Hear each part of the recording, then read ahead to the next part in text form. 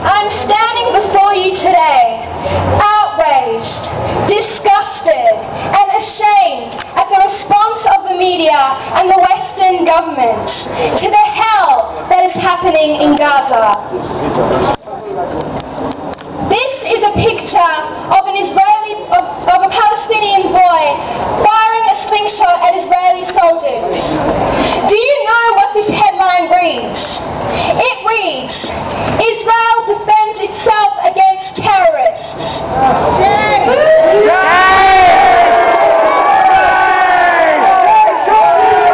Shame, shame, Israel! Shame, shame, Israel! I ask you, is this young boy a terrorist?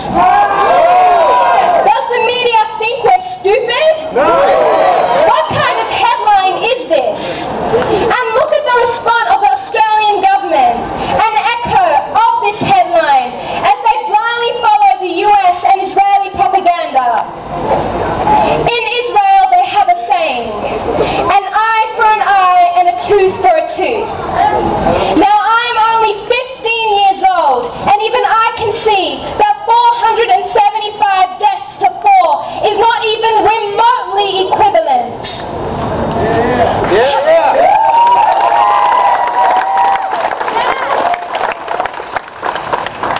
How can the Israeli people be so callous, so heartless, and so utterly moronic to commit such horrific crimes on the Palestinians, and to actually think that we will stand aside and let them continue this atrocity? Isn't it ironic that no one in the West condemned Israel for its repeated breaches of the ceasefire by assassinating Hamas leaders? Yet when Hamas breaches the ceasefire, it is roundly condemned and is dealt with in apocalyptic terms. Isn't it ironic that the same nation that was built out of the tragedy of the Holocaust fails to recognize the atrocities it commits in maintaining its existence? And isn't it ironic that the same Western powers that said never again can yet again turn another blind eye to history repeating itself and actually contribute to it? Shame! Shame! Israel stated that until now they have shown restraint, but today there is no other option than a military operation.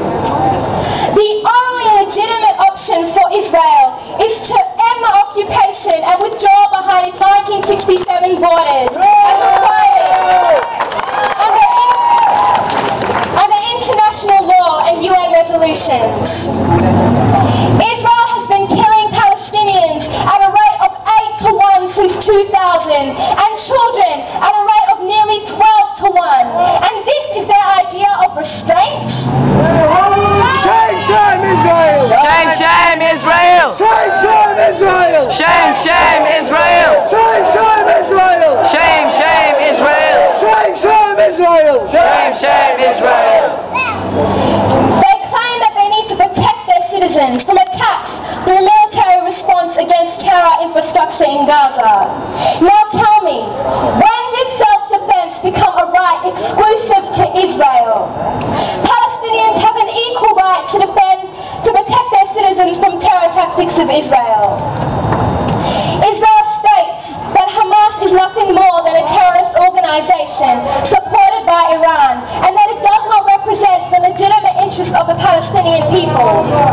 But Hamas was the popular choice of the Palestinians at the last election, and it is entitled under international law to take up arms against an illegal occupier and invader.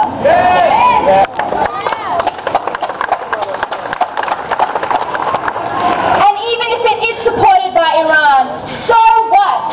Israel receives enormous support from the US, and when it comes to terror, it is Israel's conduct which fits the US definition of terrorism so perfectly. Yes.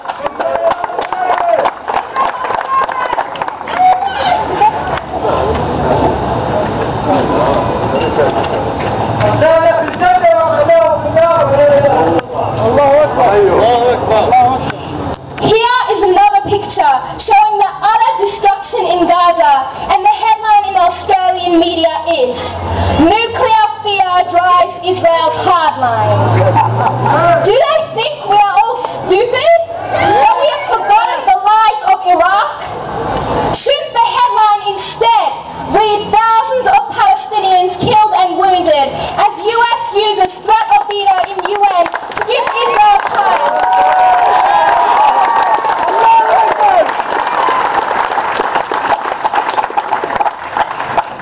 We must never again let history repeat itself. To George Bush, the